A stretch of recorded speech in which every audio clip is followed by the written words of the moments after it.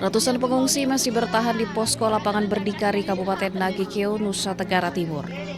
Para pengungsi kini sangat membutuhkan bantuan. Salah satunya yang mendesak adalah alas tidur yang memadai. Kelompok rentan khususnya bayi, balita, dan warga lanjut usia saat ini hanya tidur di atas permukaan dingin beralaskan tikar dan terpal. Kondisi ini mulai berdampak pada kesehatan para pengungsi akibat angin malam yang kencang dan suhu udara dingin yang bisa meningkatkan resiko penyakit saluran pernafasan, demam, serta nyeri sendi bagi lansia. Yang lain-lain seperti kasur, bantal belum, Pak. Belum dapat ya? Iya, kopi gula saja tidak ada. Terus kalau malam tidur gimana? Alaskan tikar atau gimana? Alaskan tikar seperti ini saja, Pak. Pengungsi berharap bantuan fisik berupa alas tidur dan selimut dapat segera disalurkan untuk mereka demi mencegah makin memburuknya kondisi kesehatan para pengungsi. Dari Nagekeo, Nusa Tenggara Timur, Joni Nura, iNews melaporkan.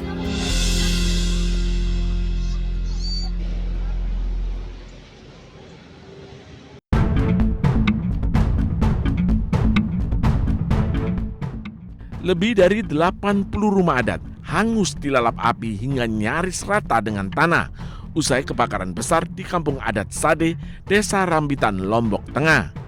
Di tengah puing, sejumlah warga mengais barang perabotan serta benda berharga yang masih bisa diselamatkan. Kebakaran ini berdampak pada ratusan kepala keluarga. Terpaksa mereka mengungsi ke rumah sanak keluarga. Dan 300 lebih pelaku wisata di kampung adat ini harus kehilangan mata pencahariannya. Sementara itu, posko darurat juga sudah dibangun untuk membantu logistik, kesehatan, dan juga pembuatan dapur umum. Petugas juga masih melakukan pendataan untuk memastikan jumlah pasti korban terdampak. Pak, korban jiwa nggak ada ya? Alhamdulillah nggak ada. Berarti ini semua yang ratusan rumah di sini hangus semua? Hangus semua. Nggak ada yang tersisa. Termasuk barang-barang? Barang-barang nggak ada yang tersisa. Kain-kain juga? Kain-kain itu habis semua. Ya. Nggak ada yang terselamatkan? Nggak ada. Jumlah rumah di sini berapa? 150 kan. Berapa kakaknya? 700 orang. 700 orang. Kebakaran besar melanda Desa Adat Sade, Lombok Tengah Sabtu malam lalu. Menurut warga, api pertama kali terlihat dari tengah-tengah permukiman, lalu dengan cepat merambat ke rumah lainnya. Sementara penyebab kebakaran masih belum dipastikan, namun diduga karena ada arus pendek listrik. Dari Lombok Tengah, Nusa Tenggara Barat, Emma Widiawati, iNews melaporkan.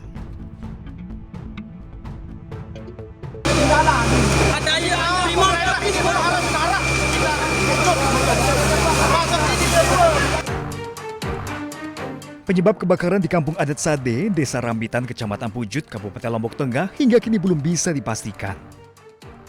Aparat kepolisian telah lakukan olah TKP di salah satu rumah yang diduga menjadi titik api muncul. Namun polisi masih belum memastikan penyebab kebakaran dan masih menunggu hasil dari identifikasi. Hari ini langsung kita melaksanakan olah TKP, yaitu dari Polda gabung sama Polresta. Lagi sedang dilaksanakan tadi di atas. Akan kita polisikan di atas. Sudah ada hasil gitu? Untuk sementara belum ada. Kita menunggu. Dan juga kami juga minta permohonan bantuan dari lapor dari Bali. Nanti sudah kita minta ke Bali nanti untuk Untuk mempercepat hasil identifikasi, Polda NTB berkoordinasi dengan tim kepolisian dari Bali untuk memastikan penyebab pasti kebakaran terjadi di Dusun Sade ini. Dari Lombok Tengah, Emma Widiawati, iNews melaporkan. Video.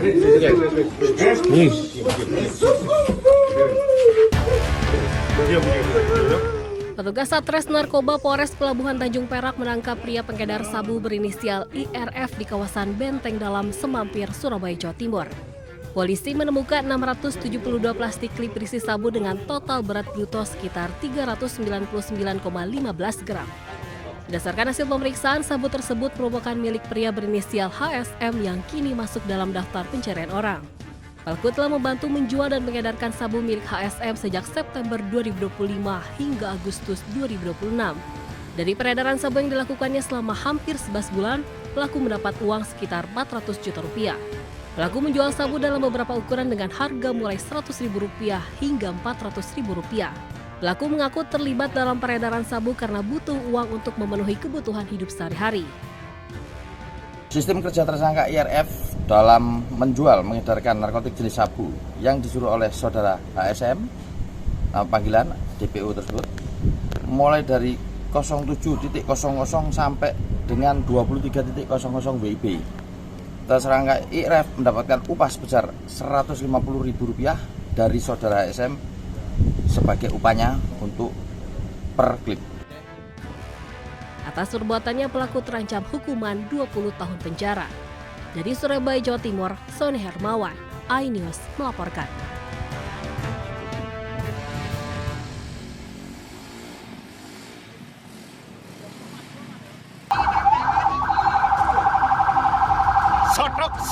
Armada pemadam kebakaran ini terjebak kepadatan karnaval Son Horeg di desa Jambe Arum, Balung, Jember.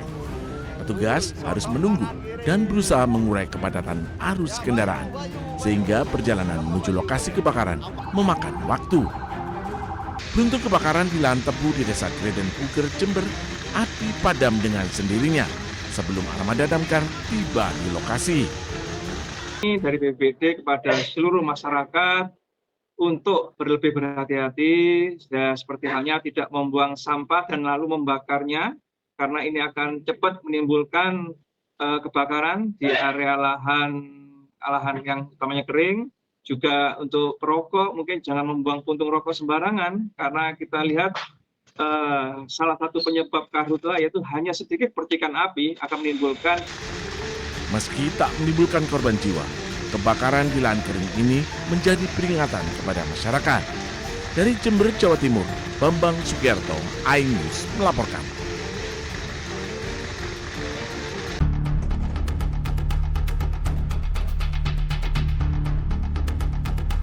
Serangan mematikan menghantam kamp pengungsi di Gaza Tengah. Serangan Israel ini menewaskan 1 orang dan melukai sejumlah warga Gaza. Tim pertahanan sipil berjuang memadamkan api di lokasi, sementara warga memeriksa puing-puing kamp pengungsi. Saksi mata Nasir Hasan mengklaim Israel menargetkan individu di dekat kamp pengungsi. الصبح تم استهداف أحد الأشخاص بجانب المخيم، كان عابر سبيل شمال والله ما نحن عارفين. بعد بساعة اجى أحد الأشخاص اتصلوا عليه قالوا له اخلوا كل المكان.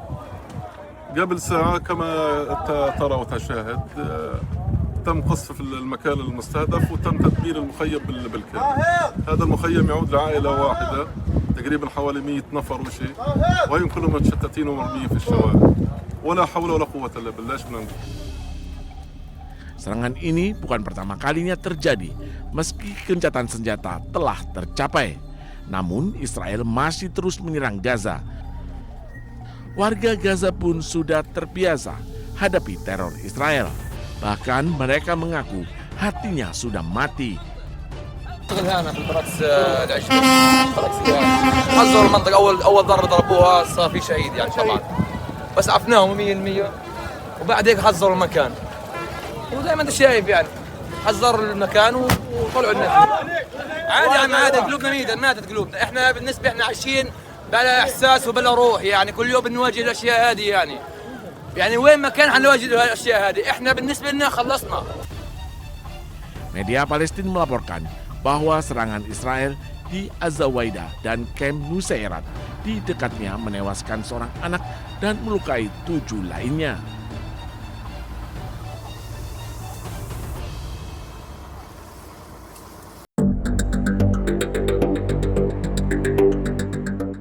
Perang antara Amerika Serikat dengan Iran memasuki babak baru. Setelah sebelumnya saling serang, kini kedua negara bersiap perang ekonomi.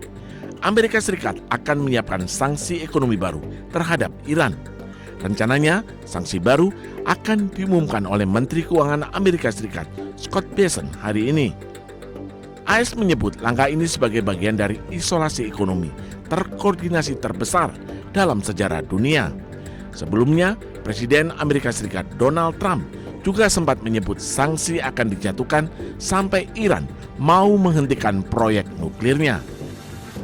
Trump juga mendesak sekutu Amerika Serikat dan negara lain untuk menghentikan hubungan bisnis dengan Iran. Sebelumnya, AS dan Iran menandatangani memorandum kesepahaman Islamabad pada 18 Juni. Kejadian ini sempat mengakhiri operasi militer dan membuka jendela waktu 60 hari untuk negosiasi penyelesaian akhir. Batas waktu tersebut telah berakhir tanpa kesepakatan akhir. Kini, kedua negara saling klaim Selat Hormuz dan mengancam akan kembali saling serang.